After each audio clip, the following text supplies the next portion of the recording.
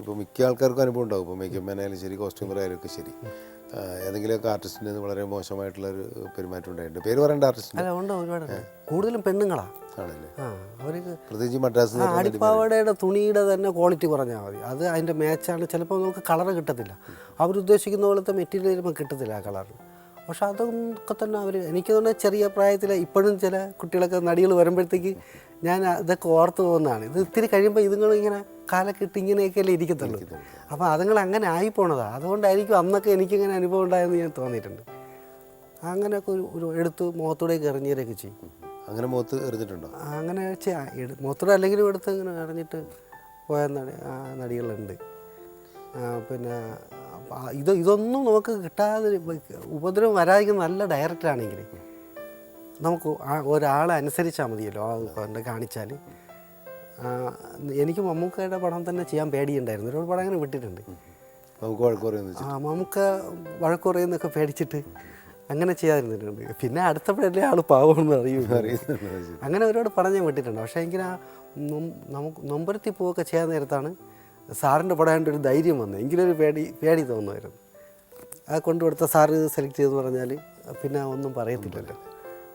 മോഹൻലാൽ പിന്നെ അങ്ങനെ ഒട്ടും പറയാറുണ്ടല്ലോ അല്ലേ? ഒന്നുമില്ല, ഇത് മതി അങ്ങനെയൊക്കെ തന്നെ ചോദിക്കും. ജേതി ചേട്ടനൊക്കെ ചോദിക്കുന്ന പോലത്തെ വേറൊരു ലൈൻ എനിക്ക്. മമ്മൂക്കയ്ക്ക് പിന്നെ ഇച്ചിരി കാണുമ്പോഴുള്ളൊരു മോടിയൊക്കെ വേണം. അങ്ങനെ ഞാൻ ഒരിക്കൽ സാറിൻ്റെ അടുത്ത് പറഞ്ഞിട്ടുണ്ട്, ഞാൻ പറ്റിക്കുകയൊക്കെ ചെയ്തിട്ടുണ്ട് സാറിന്. പക്ഷെ അറിഞ്ഞില്ല, വൃത്തിയായിരുന്നു കാര്യങ്ങൾ. ഇപ്പോൾ അന്നൊക്കെ ബോംബെയിലൊക്കെ പോയി എനിക്കൊന്ന് മഹി അങ്ങനെ ജോർജ് സാറിൻ്റെ പടം ചെയ്യുന്ന വലിയ കോസ്റ്റ്യൂമർമാരുണ്ട്. അവർ പറഞ്ഞിട്ടുണ്ട് കോസ്റ്റ്യൂമറൊക്കെ ഫ്ലൈറ്റിലാണ് വരണം, അവിടെ പോയി ബോംബെയിൽ നിന്ന് മമ്മൂക്കയ്ക്ക് പർച്ചേസ് ചെയ്യാൻ പോയി എന്നൊക്കെ പറഞ്ഞു കേട്ടിട്ടുണ്ട്. അപ്പോൾ അതുപോലെ കഴിഞ്ഞിട്ടാണ് ഇവിടേക്ക് വരുമ്പോഴത്തേക്ക് ഷർട്ടൊക്കെ വേണം. ഇപ്പോൾ ഇവിടെ കാശുമില്ല.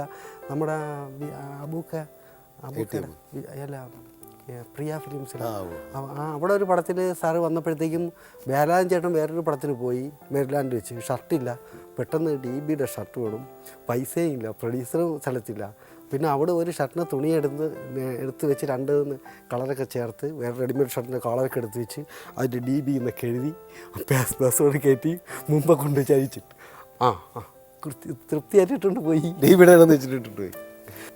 ഈ പ്രോഗ്രാം കാണുന്നുണ്ടെങ്കിൽ നമുക്ക് പിടിച്ചോളും. മുമ്പൊക്കെ ഇങ്ങനെ പറഞ്ഞ് എപ്പോഴോ യാതൊരു മനോരമയിലെന്തോ സാറിൻ്റെ എന്തോ ഒരു കുറ്റം പറയാൻ കിട്ടിയൊരു അവസരം ആ സമയത്ത് തന്നെ ഞാനിത് പറഞ്ഞ വാചകമേള എന്ന് പറഞ്ഞ് അടുത്ത് വെച്ച് എഴുതിയിരുന്നു.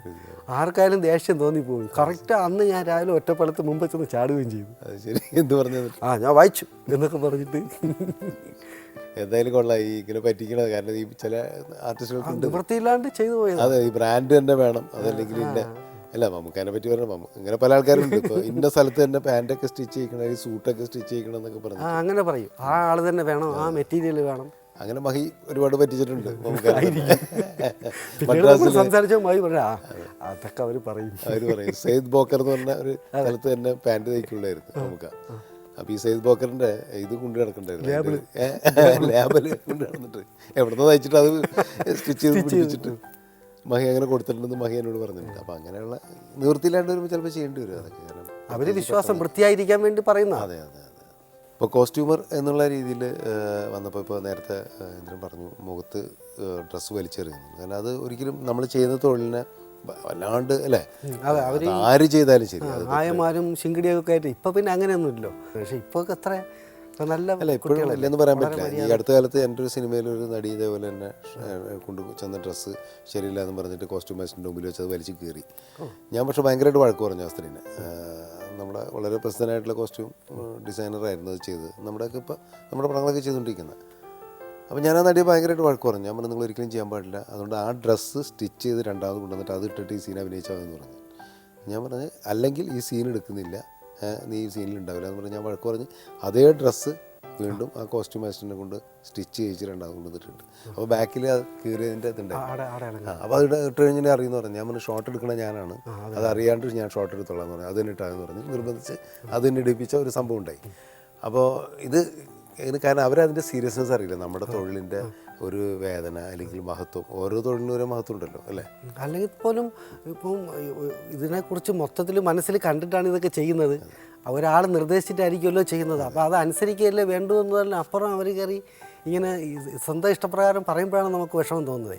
അപ്പം ചിലർ വന്ന് ഒച്ചയ്ക്ക് പറയുമ്പോഴത്തേക്ക് പ്രൊഡ്യൂസറൊക്കെ പതുക്കെ ഇരുന്നിടത്തുനിന്ന് അറിയാതെ മാറി പോയിക്കളയും.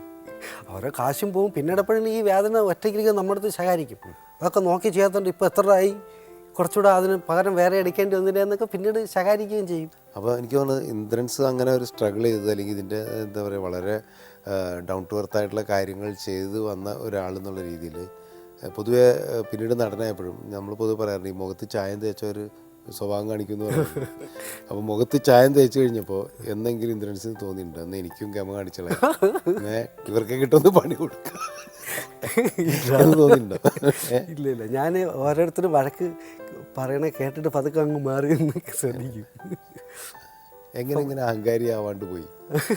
സാധാരണ മുഖത്ത് ചായം തേച്ച് കഴിഞ്ഞാൽ 5-6 പടം കഴിയുമ്പോൾ അഹങ്കാരം വരും. അല്ല സാർ, ഇത് നമ്മൾ കുറേ കണ്ടിട്ടില്ലേ, പെട്ടെന്ന് ഇങ്ങനെ വന്നിട്ട് ഒരു 1-2 പടം കഴിയുമ്പോൾ പിന്നെ കാണാത്ത ഒത്തിരി പേരില്ലേ, അപ്പോൾ സഹിക്കാൻ വയ്യാണ്ട് വരുമ്പോൾ പിന്നെ ആരും വിളിക്കത്തില്ല.